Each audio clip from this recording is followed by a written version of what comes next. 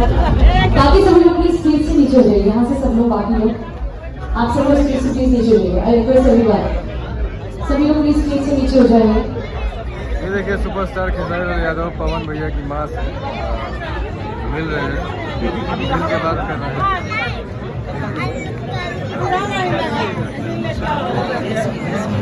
देखिए खेसारी यादव मिल रहे हैं पवन भैया की अम्मा से।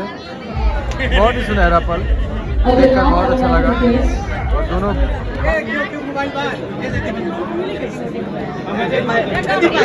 हाँ हम खींचो।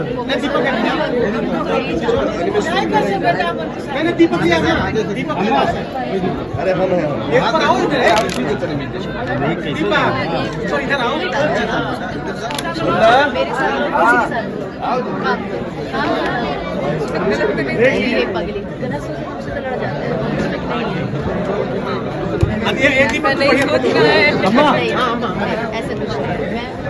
रमेश नायर जी आपसे रिक्वेस्ट है प्लीज स्टेज पर आ जाए।